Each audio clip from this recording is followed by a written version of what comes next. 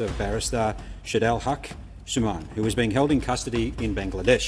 This matter has been raised with me by many of my constituents on behalf of the Bangladeshi. Barrister Saidul Haque Sumon জামিন পেয়েছেন। ছবিতে দেখা যায় জেলখানার সামনে থেকে ব্যারিস্টার সুমন নেতাকর্মীদের হাত থেকে ফুল নিচ্ছেন, গলায় পরানো হয়েছে ফুলের মালা। কিন্তু হঠাৎ করেই সুদূর অস্ট্রেলিয়ার ফেডারেল পার্লামেন্টে ঝড় তুলেছে ব্যারিস্টার সুমনের এই গ্রেফতার এবং বাংলাদেশের মানবাধিকার পরিস্থিতির প্রসঙ্গটি। কিন্তু কেন হঠাৎ সুমনের গ্রেফতারের বিষয়টি আন্তর্জাতিক অঙ্গনে চলে গেল, এর পেছনে কি তথ্য রয়েছে? সাবেক সংসদ সদস্য ব্যারিস্টার সৈয়দ সাইদুল হক সুমনের কারাবন্দী দশা এবং বাংলাদেশের মানবাধিকার পরিস্থিতি নিয়ে অস্ট্রেলিয়ার ফেডারেল পার্লামেন্টে উদ্বেগ জানানো হয়েছে। আটক ব্যারিস্টার সুমনকে নিয়ে আন্তর্জাতিক মহলে বেশ একটা আলোড়ন তৈরি হয়েছে। প্রশ্ন উঠতে শুরু করেছে, এভাবে বেআইনিভাবে আটক রেখে সরকার আসলে কি হাসিল করতে চাইছে? যাদেরকে আটক রাখছে তারা যে আন্তর্জাতিকভাবে সরকারের মুখোশটি খুলে দিচ্ছে সে কথা তো বলার অপেক্ষা রাখে না। কিন্তু প্রশ্ন হলো, সরকার ব্যারিস্টার সুমনদেরকে এত ভয় পাচ্ছে কেন? ফ্যাসিস্ট তারেকের ক্ষমতার মসনদে যে ভূমিকম্প শুরু হয়ে গেছে কেউ কি টের পাইছেন?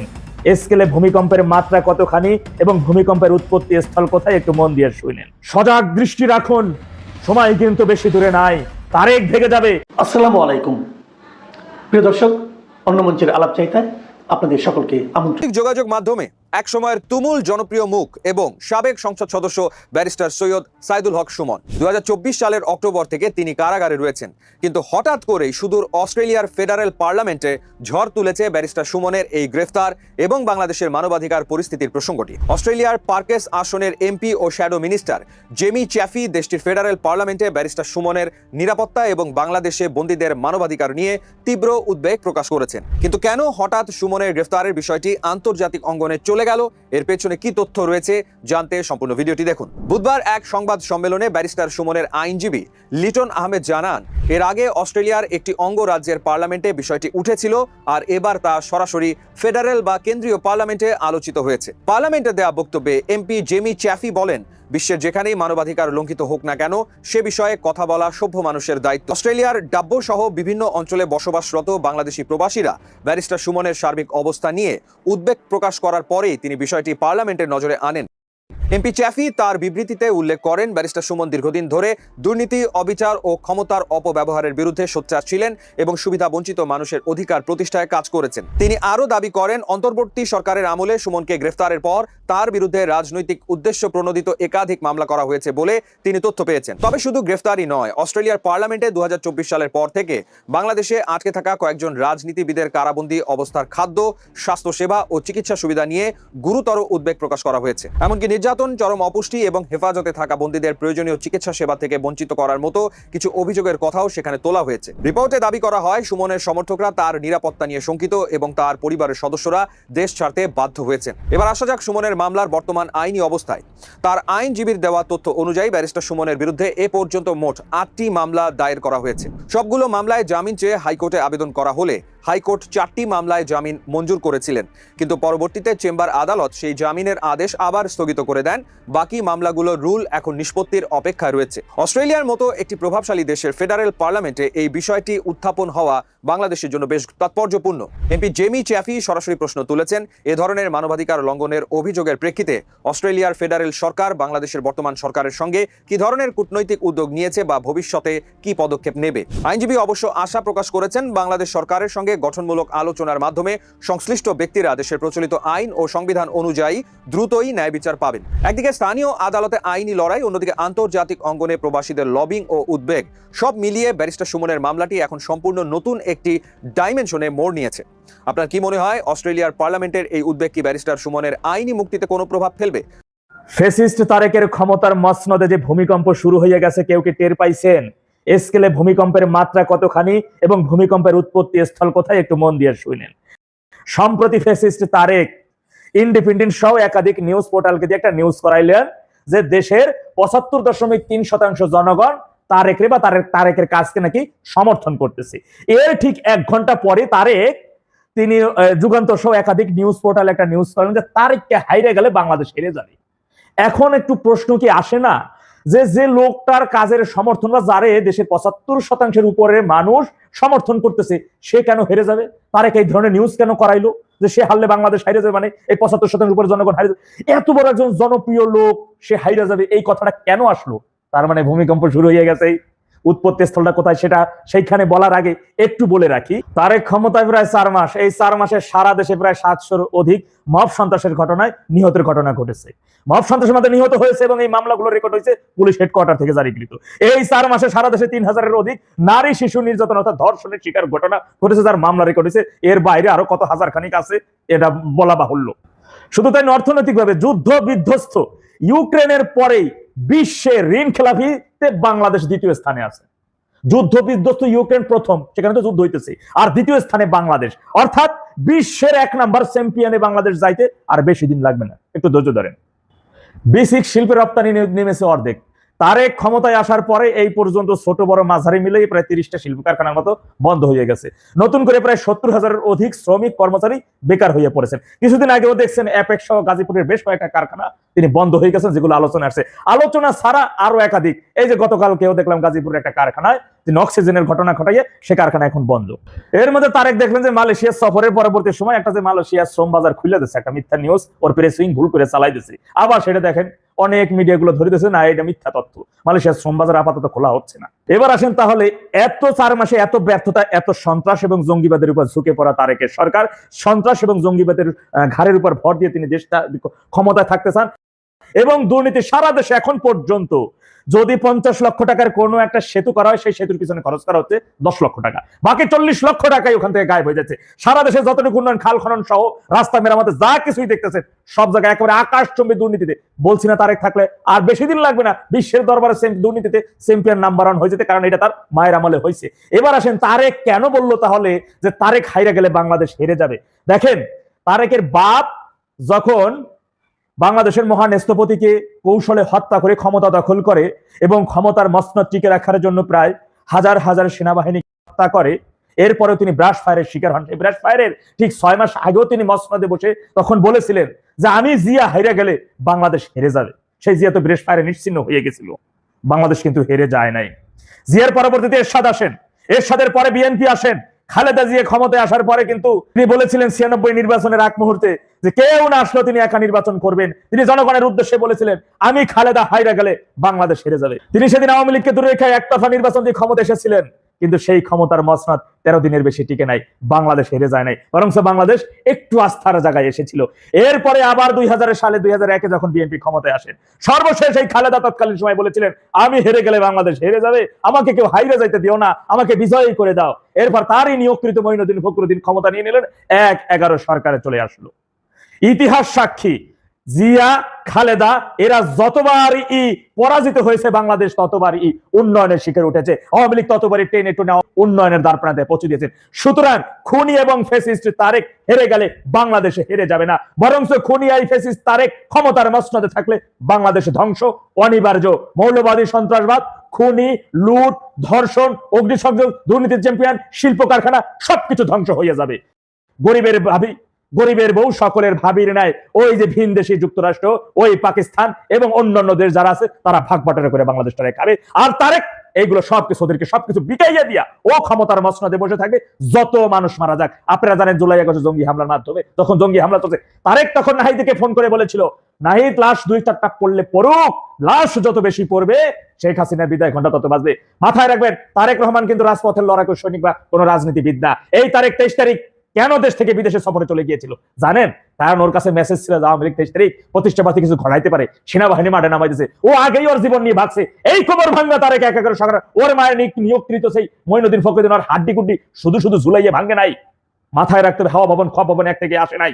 এই তারেকের ইতিহাস আর একটা ভিডিওর মাধ্যমে তুলে ধরবো। শুধু দেশবাসীকে একটা কথাই বলবো, তারেকের মসনদ এখন থরথর করে কাঁপছে। আপনারা দেশপ্রেমী ভাইরা শুধু ঐক্যবদ্ধ হন, সজাগ দৃষ্টি রাখুন, সময় কিন্তু বেশি দূরে নাই। তারেক ভেগে যাবে, ওকে খুঁজে পাওয়া একটু মুশকিলই হয়ে যাবে। চতুর চালাক ব্যক্তি তো হাড় ভাঙা, কোমর ভাঙা, নিজের প্রতি ন্যূনতম আত্মবিশ্বাস নাই, হাঁটুতে ভর দিয়ে ওরকম ভাবে চলতে পারে না, খুব ভালো করেই জানেন। ও আগে ভাগে হয়তো ভেগে যাবে, কিন্তু আমরা যেন অধিকাংশ দেশ বিরোধী স্বাধীনতা বিরোধী রাজাকারের বাচ্চাগুলো যেন দেশ থেকে ভেগে না যাইতে পারে। প্রথম শ্রেণী বিশেষ করে সমন্বয়ক নামক জুয়ালাই জঙ্গি এদেরকে টোকাই টোকাইয়ে খুঁজে খুঁজে বের করে প্রথম 10 দিনের মধ্যে আমরা মানচিত্রের সার্বভৌমত্বের মধ্যে নিশ্চিহ্ন করে দেবো। ইনশাল্লাহ তার প্রস্তুতি রাখুন, মসনদ কিন্তু কাঁপতেছে। বিএনপি সরকারের প্রধান প্রতিদ্বন্দ্বী আওয়ামী লীগকে নিঃশেষ করার সকল আয়োজন যখন প্রায় সম্পূর্ণ, ঠিক তখনই অবৈধভাবে দীর্ঘদিন ধরে আটক ব্যারিস্টার সুমনকে নিয়ে আন্তর্জাতিক মহলে বেশ একটা আলোড়ন তৈরি হয়েছে। প্রশ্ন উঠতে শুরু করেছে, এভাবে বেআইনিভাবে আটক রেখে সরকার আসলে কি হাসিল করতে চাইছে। দেশি বিদেশি মানবাধিকার প্রতিষ্ঠানগুলোর সমালোচনা অগ্রাহ্য করে সরকার দেশের সাংবাদিক, আইনজীবী, সাবেক প্রধান বিচারপতি সহ যাদেরকে আটক রাখছে তারা যে আন্তর্জাতিকভাবে সরকারের মুখোশটি খুলে দিচ্ছে সে কথা তো বলার অপেক্ষা রাখে না। কিন্তু প্রশ্ন হলো, সরকার ব্যারিস্টার সুমনদেরকে এত ভয় পাচ্ছে কেন? একটি প্রশ্ন দিয়ে শুরু করি। যে রাষ্ট্র একজন মানুষকে দোষী প্রমাণ করতে পারে না কিন্তু মুক্তিও দিতে রাজি হয় না, সেই রাষ্ট্র কি আসলে বিচার করছে নাকি আসলে শাস্তি দিচ্ছে বিচারের নামে? প্রশ্নটা হয়তো আপনার কাছে অনেক তাত্ত্বিক মনে হতে পারে, কিন্তু বাংলাদেশের বর্তমান বাস্তবতা এই প্রশ্নটির উত্তরই দেশের বিচার ব্যবস্থার সমগ্র চরিত্র নির্ধারণ করে দিচ্ছে। কারণ আজ বাংলাদেশে আদালত, মামলা, জামিন, রিমান্ড এসব শব্দের আড়ালে আসলে একটি রাজনৈতিক প্রকল্প চলছে, যেই প্রকল্পের নাম ভিন্নমত নির্মূল, আওয়ামী লীগ নির্মূল, বিরোধী কণ্ঠস্বর নীরব করে দেওয়া আর রাষ্ট্রীয় প্রতিশোধকে আইনের পোশাক পরানো এবং আইনের পোশাক পরিয়ে চালিয়ে দেওয়া। ব্যারিস্টার সৈয়দ সাইদুল হক সুমন 2024 সালের 21শে অক্টোবর রাত 1:30টায় মিরপুর থেকে গ্রেপ্তার হন। আজ পর্যন্ত তিনি কারাগারে। তার বিরুদ্ধে মামলার সংখ্যা অন্তত 7টি, তার আইনজীবীদের ভাষ্য অনুযায়ী আরো বেশি। হাইকোর্টে জামিন হয়েছে, রাষ্ট্রপক্ষ আপিল করেছে, কোথাও জামিন বহাল, কোথাও স্থগিত। আরেক মামলায় জামিন হলে আরেক মামলা দিয়ে তাকে আটক রাখা হচ্ছে। এই খেলা চলছে মাসের পর মাস এবং এর শেষ কোথায় তা রাষ্ট্র জানাতে রাজি নয়। এখন সরকারের সমর্থকরা বলতে পারেন বা বলবেন, মামলা আছে তো বিচার হবে, এটাই তো স্বাভাবিক। ঠিক আছে, মেনে নিলাম, কিন্তু স্বাভাবিক বিচার ব্যবস্থায় একটি মৌলিক প্রশ্ন থাকে, মামলার চরিত্র কি, প্রমাণের অবস্থা কি, চার্জশিট দেওয়া হলো কিনা, অভিযুক্ত পালানোর ঝুঁকি আছে কিনা, বিচারকে প্রভাবিত করার আশঙ্কা আছে কিনা, আর সবচেয়ে বড় প্রশ্ন, রাষ্ট্র কি আইনের প্রক্রিয়াকে বিচার পাওয়ার পথ বানাচ্ছে নাকি শাস্তি দেওয়ার অস্ত্র বানাচ্ছে? যখন এক মামলায় জামিন মেলে তো পরের মামলায় সেটি স্থগিত হয়ে যায়, তখন একজন মানুষকে দোষী সাব্যস্ত না করেই মাসের পর মাস আটকে রাখা হয়।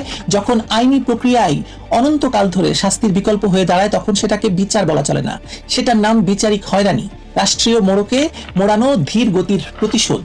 এখন প্রশ্ন হলো, ব্যারিস্টার সুমনকে নিয়ে সরকার এত ভীত কেন? কারণ সুমন কেবল একজন সাবেক সংসদ সদস্য নন, তিনি আওয়ামী লীগের মনোনীত প্রার্থীও ছিলেন না, স্বতন্ত্রভাবে নির্বাচিত হয়েছিলেন। দুর্নীতি, অনিয়ম, ক্ষমতার অপব্যবহার নিয়ে কথা বলতেন। সোশ্যাল মিডিয়ায় তার প্রভাব ছিল, মানুষের কাছে তার গ্রহণযোগ্যতা ছিল দলের বাইরেও। আর তারেক রহমান সরকারের কর্তৃত্ববাদী রাজনীতির সবচেয়ে বড় ভয়টা ঠিক এখানেই। সংগঠিত বিরোধী দল নয়, বরং এমন এক ব্যক্তি যাকে মানুষ নিজের মতো করে বিশ্বাস করে, নিজের মতো করে ভালোবাসে। এমন মানুষকে বশে আনা না গেলে কি করা হয় বলেন তো? বন্দী করা হয়। কারণ বন্দিত্ব শুধু একজন মানুষকে কারাগারে রাখে না, এটি সমাজের প্রতিটি কোণে একটি বার্তাও পাঠায়। বার্তাটি হলো, কথা বললে চুপ করিয়ে দেওয়া হবে, সুমনের পরিণতি হবে, জনপ্রিয় হলে ভেঙে দেওয়া হবে, স্বাধীন কণ্ঠস্বর হলে মামলার জালে আটকে রাখা হবে। কিন্তু এই হিসেব এখন আর শুধু দেশের সীমানার মধ্যে নেই। ব্যারিস্টার সুমনের বন্দিত্ব এবার অস্ট্রেলিয়ার ফেডারেল পার্লামেন্টে উঠেছে। অস্ট্রেলিয়ান ফেডারেল পার্লামেন্টের এমপি জেমি চ্যাফি প্রকাশ্যে উদ্বেগ জানিয়েছেন। তার আগে নিউ সাউথ ওয়েলস পার্লামেন্টেও বিষয়টি আলোচিত হয়েছিল। অস্ট্রেলিয়ায় বসবাসরত বাঙালি কমিউনিটির সদস্যরা তার কাছে উদ্বেগ জানিয়েছেন যে ব্যারিস্টার সুমন দুর্নীতি এবং ক্ষমতার অপব্যবহারের বিরুদ্ধে সরব ছিলেন, দরিদ্র এবং সুবিধাবঞ্চিত মানুষের পক্ষে কাজ করেছেন এবং তার বিরুদ্ধে মামলাগুলোর পেছনে রাজনৈতিক উদ্দেশ্য রয়েছে। জেমি চ্যাফি আরো বলেছেন, মানবাধিকার রক্ষা কোনো দেশের একান্ত অভ্যন্তরীণ বিষয় নয়, এটি আন্তর্জাতিক সম্প্রদায়ের নৈতিক দায়িত্ব যে কোনো দেশে মানবাধিকার লঙ্ঘন হচ্ছে কিনা সেটি দেখা। কথাটা খুব গুরুত্বপূর্ণ, কারণ বাংলাদেশের সরকার যতই বলুক এটা আমাদের অভ্যন্তরীণ বিষয়, বাস্তবতা হলো যখন রাষ্ট্র নিজের নাগরিকের অধিকার রক্ষা করতে ব্যর্থ হয় তখন সেই ব্যর্থতা আন্তর্জাতিক আলোচনার বিষয় হয়েই যায়। ব্যারিস্টার সুমন তো একা নন। এই একই ছবি আমরা দেখি সাবেক প্রধান বিচারপতি ABM খায়রুল হকের ক্ষেত্রেও। পৃথক 8টি মামলায় আসলে জামিন পাওয়ার পরও নতুন মামলায় আবার তাকে গ্রেপ্তার দেখানো হলো। দেশের সর্বোচ্চ আদালতে একদিন যিনি আইনের অভিভাবক ছিলেন, আজ তিনি সেই আইনের গোলক ধাঁধায় ঘুরপাক খাচ্ছেন। এটা কি বিচার ব্যবস্থার শক্তির প্রমাণ নাকি বিচার ব্যবস্থাকে রাজনৈতিকভাবে ব্যবহার করার নগ্ন উদাহরণ? আপনারাই বিচার করবেন। সাংবাদিকদের ক্ষেত্রে একই চিত্র। কমনওয়েলথ জার্নালিস্ট অ্যাসোসিয়েশন উদ্বেগ জানাচ্ছে যে 4 জ্যেষ্ঠ সাংবাদিক প্রায় 600 দিন ধরে কারাগারে, অথচ চার্জশিট দেওয়া হয়নি। 600 দিন অভিযোগপত্র ছাড়া, বিচার ছাড়া, শুধু আটক। এটাকে কি বলা যায়? আইনের শাসন? নাকি রাষ্ট্রের পক্ষ থেকে একেবারে স্পষ্ট বার্তা যে কলম ধরলেই পরিণতি, সাংবাদিক হলে এই পরিণতি হবে? সবচেয়ে ভয়ঙ্কর ব্যাপারটাতে আসি এবার। আইনজীবীরা, দেশের আইন অঙ্গন আজ বিপন্ন, আইনজীবীরা আজ নিরাপদ নন। 16টি আন্তর্জাতিক মানবাধিকার সংগঠন, বার অ্যাসোসিয়েশন ও ল সোসাইটি যৌথভাবে বাংলাদেশের বার কাউন্সিল এবং বার নির্বাচনকে ঘিরে রাজনৈতিক হস্তক্ষেপের তীব্র নিন্দা জানিয়েছে সম্প্রতি। অভিযোগটা কি?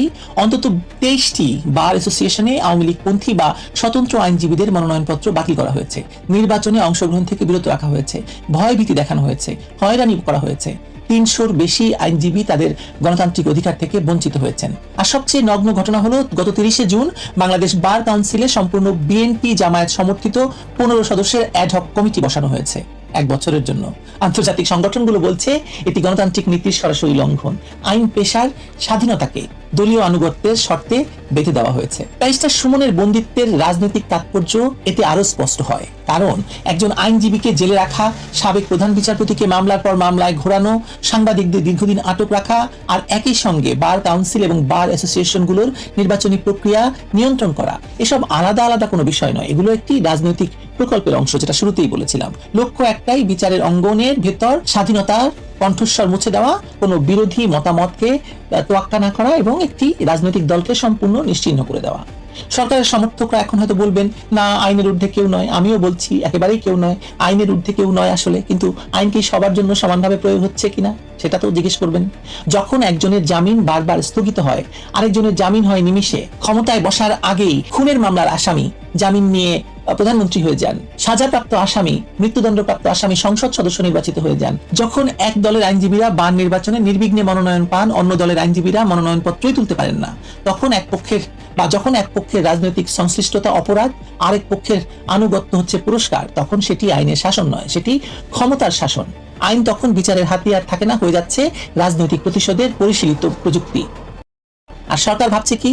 সরকার ভাবছে আমেরিকার সঙ্গে ভালো সম্পর্ক থাকলে এসব সমালোচনা থামিয়ে দেওয়া যাবে, ভাবছে কূটনৈতিক পিঠচাপলানি যথেষ্ট, ভাবছে আমেরিকা পাশে থাকলে মানবাধিকার, গণতন্ত্র, বিচার এসব নিয়ে বেশি মাথা ঘামানোর আসলে দরকার নেই। হয়তো সত্য, কিন্তু এর বিকল্প সত্যও আমরা জানি। রাষ্ট্রের বৈধতা তৈরি হয় নিজের নাগরিকের সঙ্গে সম্পর্ক বিদেশি মহলের স্বীকৃতিতে, সেটা হয় না। যে সরকার নিজেকে গণতান্ত্রিক বলে দাবি করে কিন্তু ভিন্ন মতের মানুষকে মামলার জালে আটকায়, সাংবাদিকদের 600 দিন কারাগারে রাখে বিনা বিচারে, আইনজীবীকে ভোটের অধিকার থেকে বঞ্চিত করে, সাবেক বিচারপতিকে মামলার ঘূর্ণিতে রাখে, সে সরকার আসলে নিজের বিরুদ্ধে নিজেই চার্জশিট লিখছে, শুধু দেশে নয় আন্তর্জাতিক মঞ্চেও। প্রতিটি অন্যায় আটকাদেশ, প্রতিটি স্থগিত জামিন, প্রতিটি বাতিল মনোনয়নপত্র, প্রতিটি রাজনৈতিক মামলা, সব রেকর্ড থাকছে নিশ্চয়ই। আজ অস্ট্রেলিয়ার সংসদে উঠছে, কাল ইউরোপের মানবাধিকার ফোরামে উঠবে, পরশু আন্তর্জাতিক আইনজীবী সংগঠনগুলো আরো সরব হবে। 16টি আন্তর্জাতিক সংগঠন ইতিমধ্যে যৌথ বিবৃতি দিয়েছে। এই স্রোত সরকার চাইলে থামাতে পারবে না, কারণ মানবাধিকার কোনো বিলাসী শব্দ নয়, এটি রাষ্ট্রের বৈধতার ভিত্তি। আইনজীবীদের স্বাধীনতা গণতন্ত্রের সাজসজ্জা নয়, এটি নাগরিক স্বাধীনতার শেষ প্রতিরক্ষা। একজন নাগরিক যখন রাষ্ট্রের বিরুদ্ধে দাঁড়ায় তখন তার পাশে দাঁড়ান আইনজীবী। সেই আইনজীবীকেই যদি রাজনৈতিক আনুগত্যের পরীক্ষায় বসানো হয়, যদি বার নির্বাচনে দাঁড়াতে না দেওয়া হয়, যদি পেশাগত সংগঠনকে দলীয় শিবিরে পরিণত করা হয়, তাহলে বিচার ব্যবস্থা শুধু দুর্বল হয় না, এটি শেষ হয়ে যায়, রাষ্ট্রের প্রতিশোধের যন্ত্রে পরিণত হয়। ব্যারিস্টার সুমনের মুক্তির প্রশ্নটা এখন আর শুধু একজন মানুষের কারাগার থেকে বের হওয়ার প্রশ্ন নয়, এটি বাংলাদেশের আদালত এখনো নাগরিকের শেষ আশ্রয় কিনা সেই প্রশ্ন, আইনজীবীর পেশাগত স্বাধীনতা আছে কিনা সেই প্রশ্ন, সাংবাদিক নির্ভয়ে কলম ধরতে পারবেন কিনা সেই প্রশ্ন, সাবেক বিচারপতিও আইনের নামে রাজনৈতিক প্রতিহিংসার শিকার হতে পারেন কিনা সেটাও সেই প্রশ্ন। এবং সবচেয়ে বড় প্রশ্ন হলো, একটি রাষ্ট্র কি তার নাগরিকের মৌলিক অধিকারের বিনিময়ে ক্ষমতার আসন ধরে রাখতে পারে কিনা, কতদিন ধরে রাখতে পারে? ভয় দিয়ে নিরাপত্তা কেনা যায়, সম্মতি নয়। মামলা দিয়ে মানুষকে বন্দী করা যায়, সত্যকে নয়। আদালতের দরজায় তালা ঝুলিয়ে রাখা যায়, কিন্তু ন্যায় বিচারের প্রশ্নকে মুছে ফেলা যায় কি? একজন মানুষকে বছরের পর বছর দোষী সাব্যস্ত না করে আটকে রাখা কি ন্যায় বিচার? নাকি এটা নতুন বাংলাদেশে নয়া বন্দোবস্তের নামে আরো ভয়ঙ্কর অন্যায়, আরো নিষ্ঠুর সংস্কার?